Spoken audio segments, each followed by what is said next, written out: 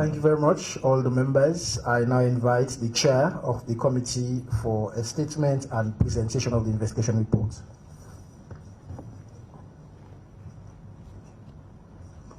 Thank you very much. Mr. President, His Excellency, Brigadier Retired Julius Adabayor, honorable ministers present, the Inspector General of Police, the advisors to the President, members of the committee itself, members of the Fourth Estate, good afternoon. It is my duty today to present to you the reports of the Special Investigation Committee that was set up by the President, His Excellency, to look into the protests that sprouted from various parts of Sierra Leone between August 8th to the 10th, which caused the disturbance of peace and stability in the country.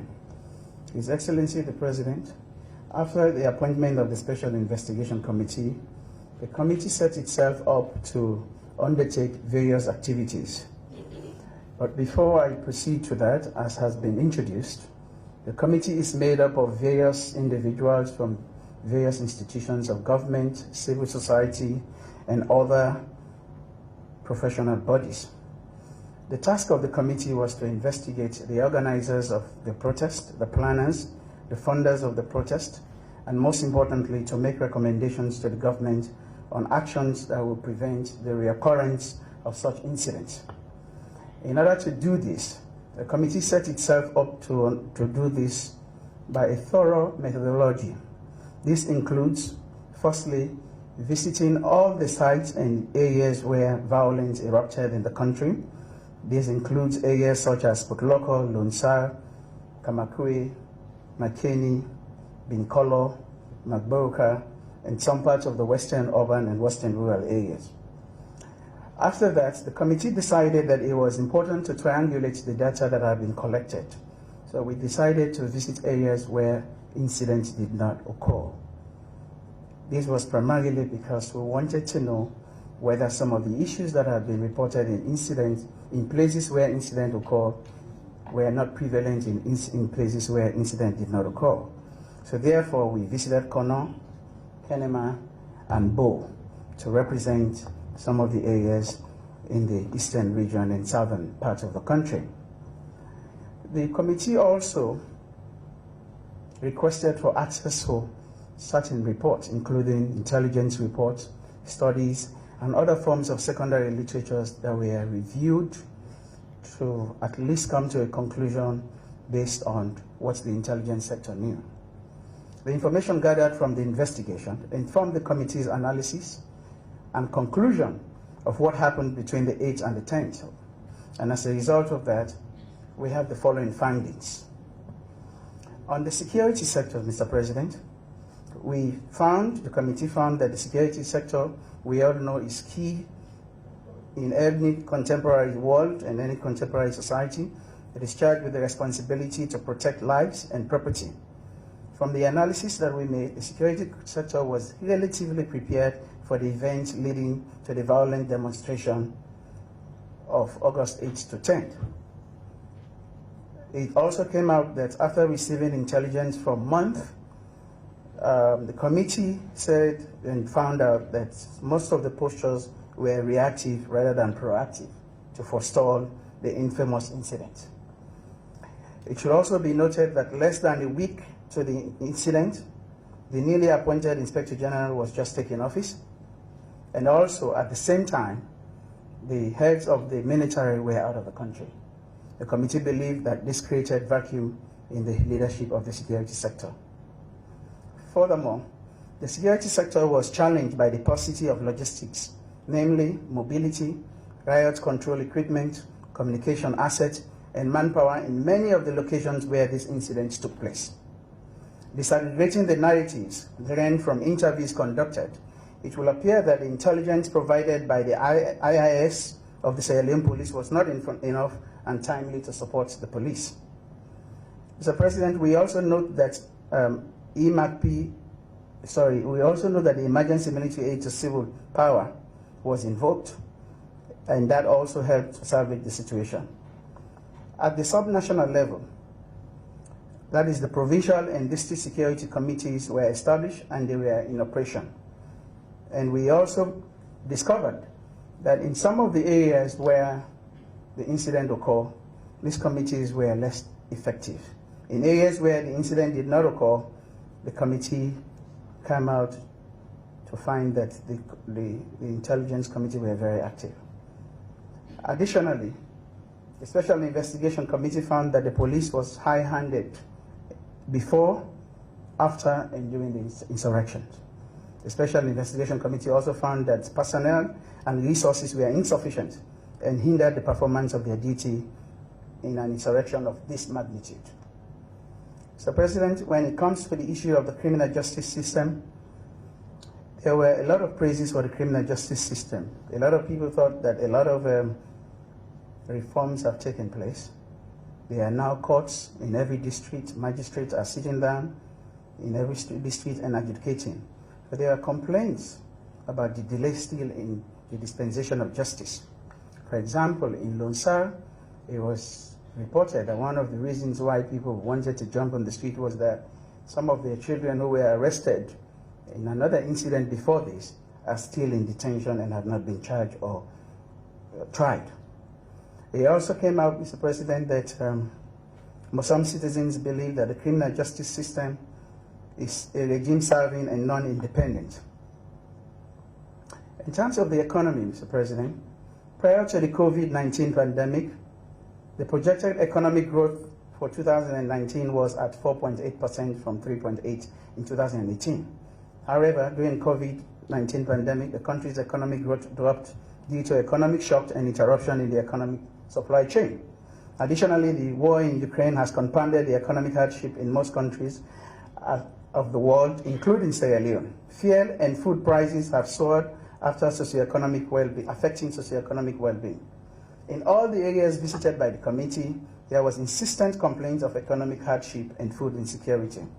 Although the situation is not akin to Sierra Leone, the indications are that they may have genuinely contributed to the August 10th incident, with rogue politicians exploiting the reality of to their political advantage.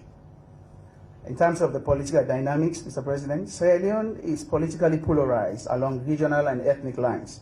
This is evident in the voting patterns of the last 4 election cycles. Most parts of the western area, the northwest and the northern regions are perceived as stronghold of the APC, while the south and eastern region are stronghold of the SLPP.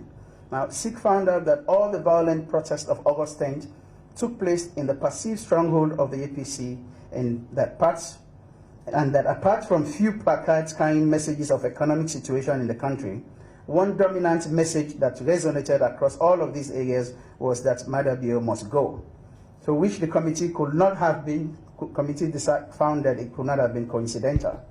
This is also reinforced by the timing and spontaneity of the protest, starting at around 6 a.m. to 900 hours in the affected areas.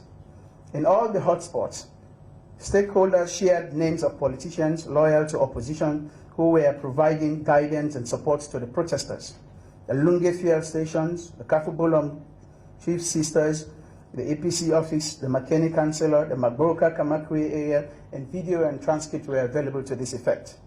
There are also indications that the protests were politically motivated and they were well planned, organized, and executed in a coordinated manner. The SIG found that hate speech and tribal rhetorics in the build-up to the August 8 to 10 incident hugely contributed to creating the enabling environment for the protests to take place. Mr. President, on the issue of youth unemployment is widespread and affecting livelihood. It's affecting livelihood, tax revenue, decreasing development growth, and increasing social malaise, which include drug abuse, crime, and prostitution. According to the UNDP Development Index and other indices, Sierra Leone's youth unemployment rate stands at 60%. The existing social structures, which is family unit and community in the country, does not seem to be providing the requisite modeling for young people. This is compounded by demonstrable indiscipline, disregard for the rule of law, and flagrant disrespect for fundamental social norms and values. Reinforcing this further, large number of unemployed youth are a potential for insecurity as a result of their vulnerability. from the investigation, the SIG found out that through clientelism and patronage and employment, youth are recruited, trained, instigated, and financed to perpetrate violence and other forms of social unrest. Many of the youth engaged through focus group discussions lamented that graduates from various universities have not been able to gain any form of employment, while others said they lack technical and vocational education skills to enable them secure jobs, especially in agriculture, construction, tourism, and mining sector. Youth in the northern region of Sierra Leone claim that as long as the SLPP is in governance, they are marginalized from youth development programs. The committee's findings are that there were insistent complaints of youth unemployment and marginalization, substance abuse, economic hardship, and food insecurity. These are not justification for the level of violence that was perpetrated in the country. The indications are that they may have genuinely contributed to the August 8 to 10 incident, which rogue politicians exploited. So, President, on the issue of traditional authorities, and as you can see, this is something that Chief Fasuluku was very insistent on, that we have to look at the traditional authorities.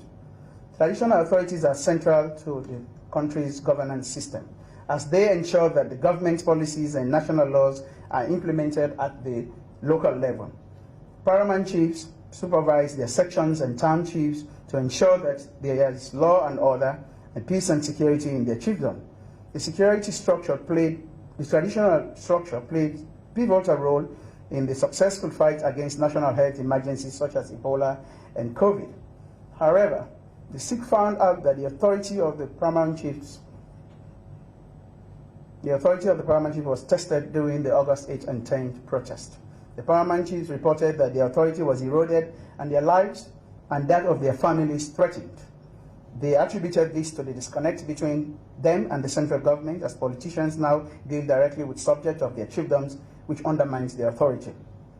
Mr. President, in terms of communication, a key findings of the committee is that there's a huge communication gap between the governors and the governed.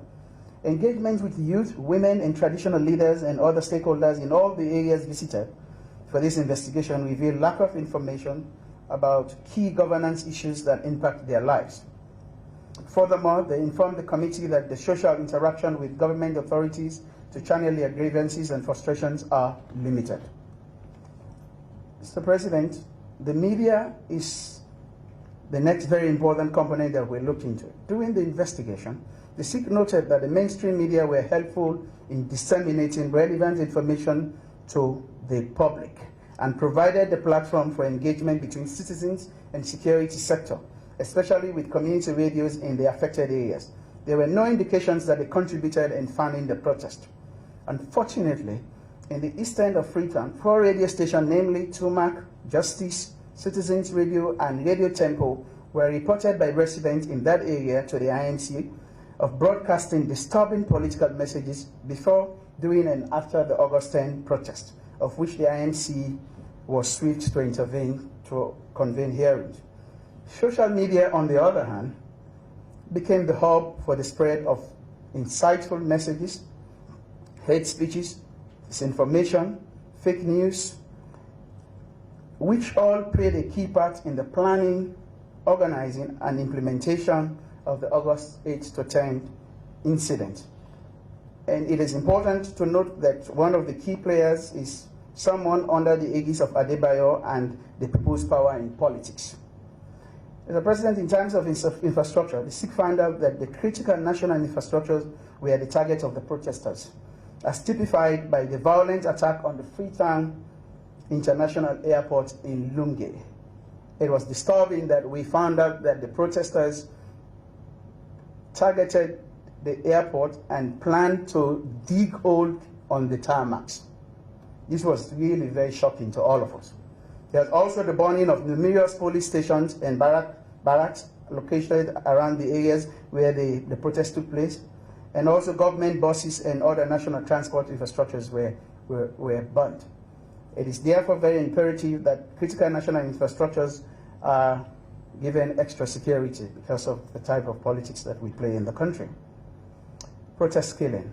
It was noted by SIG that based on the evidence that is available from the Sierra Leone police and the hospitals that 6 police officers and 21 civilians were killed in the insurrections. This is already well known.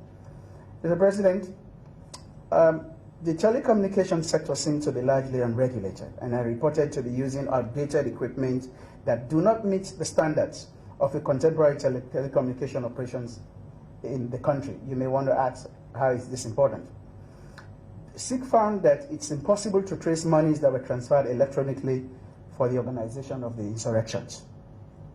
This is due to the fact that the National Telecommunication Authority does not have the capacity to monitor electronic activities conducted by the mobile network operators. Where it has such capacity, it is undermined by various interests within and out of government who are related and benefiting from the telecommunications company. The banks and money transfer businesses were also not helpful to SIG in providing information for financial transactions that may have been related to the insurrection. The international community.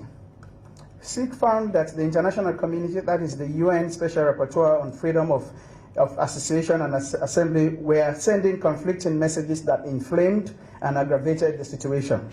Protesters used his tweet to claim that the international community was in support of the action to remove the sitting government. Several tweets and audios from the protesters speak to these claims. These messages give an impression that the international community was in support of the action of the protesters, despite the fact that the state was already under siege. This goes against international jurisprudence, which provides that the survival of the state takes precedence over rights during emergencies. The expectation is that all hands should be on deck to prevent a state of anarchy like what August 8 to 10 was unleashing on Sierra Leone. The government and its international partners should not be seen publicly disagreeing in a crisis situation of the magnitude of August 8 to 10. Finally, Mr. President, we have made quite an extensive number of recommendations on these issues, which I've highlighted there in the report.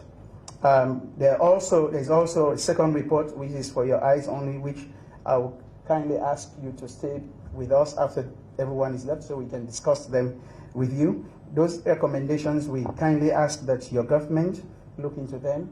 They are very key, particularly those that are dealing with communities and security issues. On this note, Mr. President, I want to thank you for appointing us to serve. As Sierra Leoneans, we have done our bit, and we ensured that we did this very dispassionately, with no interest. What we found, what we discovered, the issues that we did not discover, we did not report. What we found is what we reported. On behalf of the committee, Mr. President, I want to present to you the reports.